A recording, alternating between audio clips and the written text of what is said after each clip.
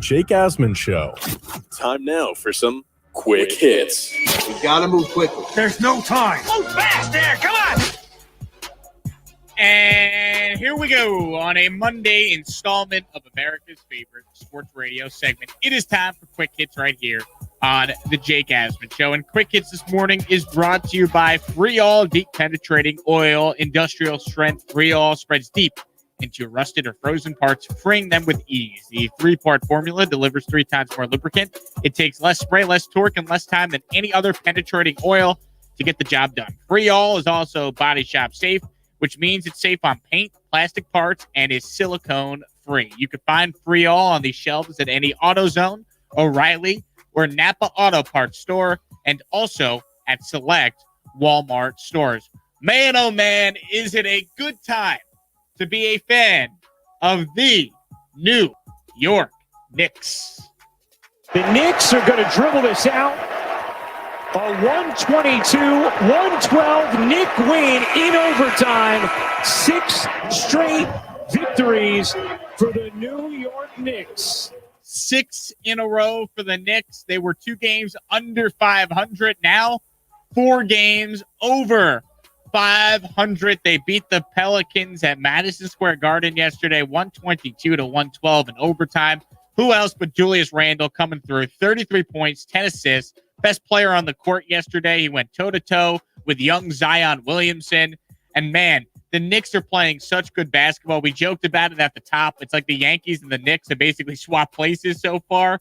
The Yankees on a 5-game losing streak. The Knicks, of all teams, have now won 6 games in a row. They're certainly going to the playoffs. To me, Tom Thibodeau should be the coach of the year. If you look at the talent he's been dealt, I don't know how you could argue that Tibbs hasn't done the best coaching job given what he has. I'm not saying there aren't other guys that have done wonders this year. Quinn Snyder's done a great job in Utah. Alvin Gentry's been great. Monty Williams has been great with Phoenix. But, man, Tom Thibodeau is taking a Knicks team that had a Vegas over-under at like 22.5. The Knicks already have mid-30 wins. I mean, he's done an incredible job. They play such good defense. They play hard every night. They beat the teams they're supposed to beat. And you talk about a team that, is just kind of melting down. That's the Pelicans. Look at all the talent they have, and look how bad they played this year. And how about this after the game? Stan Van Gundy ripping into his team for how they executed down the stretch. I never, or at least I don't think I have with you guys, tried to absolve myself of blame in some of the late game stuff. I think some of it is young guys, not a lot of experience going down the stretch. But like I said, today, simple. High school guys could have executed down the stretch. The 7.8 seconds, high school guys could have done what they were supposed to do. Yikes. How do you think the players and the Pelicans feel hearing that? Maybe they should play better, though. I don't blame Stan Van Gundy. I don't know if Stan Van Gundy's the right coach for that team, though. David Griffin took over there. He had all this cap space. They had all these assets. And what are the Pelicans right now? A team that's on the outside looking in for a playoff spot. 25-32 with that much talent, with 2 All-Stars in Zion and Ingram on the team. Unacceptable how they played. And yet here are the Knicks, 31-27, the 6th seed right now in the Eastern Conference. They have the right coach going forward. And now when a superstar wants out, when there's a big-time free agent that comes up, the Knicks have firmly put themselves in the running to finally be able to get one of those guys. The Knicks have become what the Nets were before Brooklyn was able to attract KD and Kyrie Irving. They have put themselves in a position where the next time a disgruntled star wants out, they're the team that could be at the top of the list for where that star would want to go. Now, could that star be a guy that we saw play in this game yesterday? Could that star be Zion Williamson? Well, this was Zion after the game yesterday when asked how it felt to play his first career game at MSG as a professional. New York is the mecca of basketball. I love playing. I love playing here. When I played here in college, and this is my first time playing here in the pros, and I mean, this atmosphere, whether they're cheering for you, whether they're booing for you, it's amazing. Honestly, I think outside of New Orleans, obviously, I think this might be my favorite place to play outside of New Orleans. I can't even lie to you. I can't lie to you. Sounds like a guy that wants to make MSG his home for 41 games a year. I'd say the best thing about the Knicks right now, name me their star player. It would be Julius Randle. No, I know. But I mean, we're not talking about someone who, if Julius Randle goes to a team, he makes that team have, instantly a big three. Julius Randle is the type of player that has a chance to get some MVP votes this year. He won't win, but he'll get votes. And to me, he's the comeback player. He is the most improved player of the year. Yeah. I mean, the leap that he has taken has just been incredible. And, that's coaching, man. That's development. That's what you hope for when you bring in a guy like Tom Thibodeau and his assistant coach, Kenny Payne. I mean, the growth that RJ Barrett has shown from year 1 to year 2 as a 20-year-old has been so encouraging. Emmanuel Quickly is a rookie that might be one of the best steals in this year's draft. They took him at the end of the first round. So, look, are the Knicks a championship team this year? Of course not. But the fact that, they're going to be a playoff team, the fact that they might not even have to play in that play-in game, they might be a 6 seed. I mean, no, I think they're going to cruise right in. It's gravy right now. That's why I was saying, it's like, who's their star player? This is what I love about it. It kind of reminds me of, when baseball teams go to small ball and you have a bunch of no-name players, but they all play well together. And it's kind of what the Knicks are. I almost in a way, it's like, yeah, I know you need a star player to compete for a championship, to win a championship. You probably need 3 of them because, they're not on the same page as, say, the Lakers or the Warriors or, the crosstown comrades, the Nets. But this team is a lot more fun to watch because it's actual basketball. And they play it the right way. Like it's team ball. Like they don't lollygag through games and like just rely on their talent to get them by. Like they play hard every possession, and it's fun to watch. I never would have thought that the Knicks would be on a 6-game winning streak in April. Yeah, and honestly, Julius Randle will end up with more MVP votes than Russell Wilson will. Yeah, technically, you're probably right, considering how the NBA does it.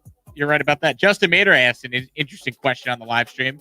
Could the Jets catch the Knicks/Yankees reversal? Would I be happier with the Jets and Knicks doing well and the Yankees suffering?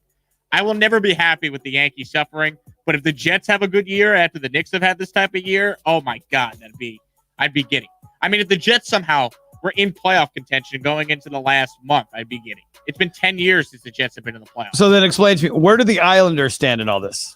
The Islanders would probably be my 4th team, but it's not. No. I'm saying in the taking of power, because the Islanders are a decent team, probably one of the better ones in the NHL right now. Would you say? Correct. So did they suck some of the power out of the Yankees as well? I guess. I don't know. And are the Mets even in the conversation or no? I'm not a Met fan. I got nothing to say about the Mets. I got nothing against them. I'm just not a fan of them. I'm no Met fan. But, man, Zion sounds a lot like a guy that might force himself out of New Orleans at some point soon. Well, what does he got? He needs is he on year 2 yet? Year 2. I'm not even sure where Zion fits because he didn't even play really last season. He's so good, and they better figure it out quick. So 3-4 years? We've seen it. The superstar gets unhappy. They have all the power. They eventually get what they want. We shall see. Staying with the NBA, how about the ending to the Heat and Nets game yesterday? It was Bam Adebayo with the ball, going for the win. Adebayo against Green. 8 seconds. Bam facing up. Gonna run it down. He goes with it. Adebayo for the win. Count it. Dade County. How do you like Bam, man? ESPN with the call. Adebayo with the game tied at 107 apiece. Hits the shot you just heard at the buzzer. The Heat beat the Nets 109-107.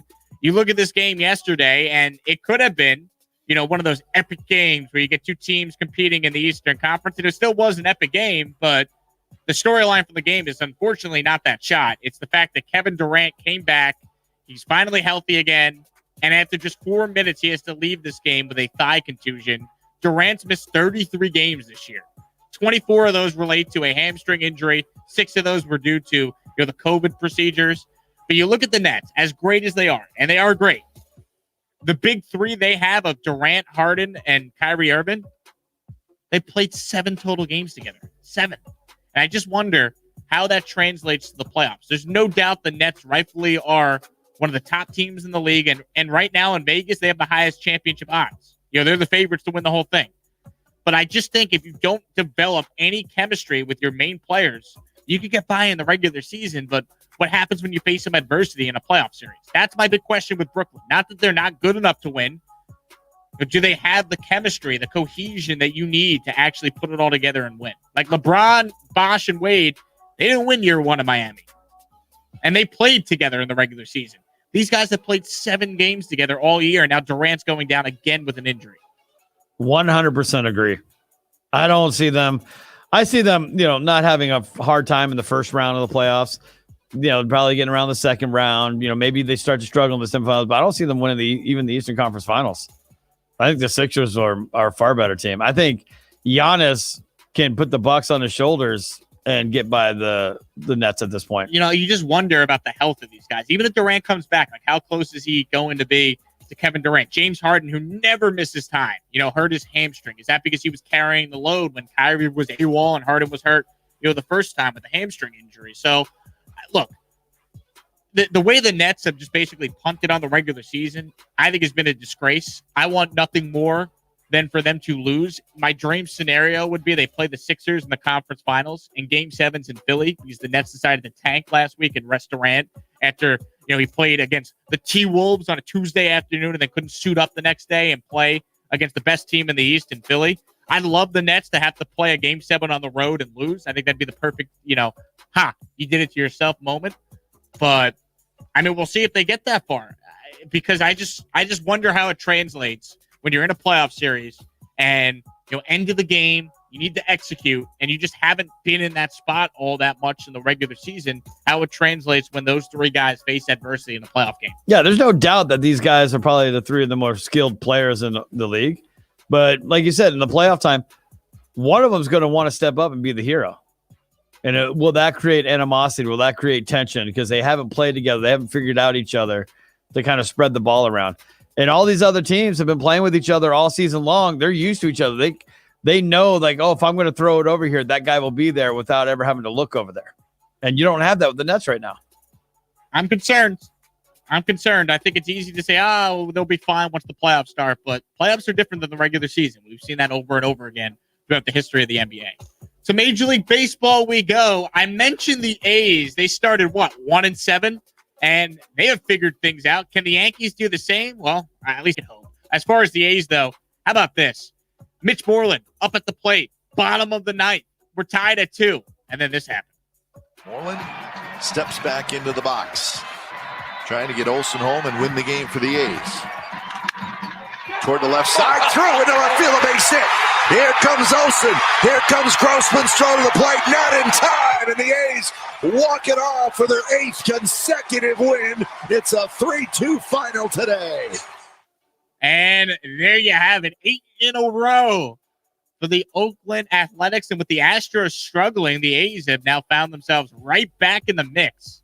We're early, of course, but right back in the mix in the American League West. Right now, the Seattle Mariners are 10-6. They're leading the way. I don't know if we saw that one coming, but Oakland, I mentioned it, 1-7 to 8 straight wins. Now they're 9-7. They have a better record than Houston. The Astros are 7-8. They lost 2 out of 3 over the weekend to the Seattle Mariners. I think the only problem for Mitch was in his mind as a kid playing that scenario, it was a home run. I think he'll take the over and over and over again. It was a home run in his mind. He has to live with the game-winning walk-off single. Yes, he does. Staying with baseball, how good is Shane Bieber?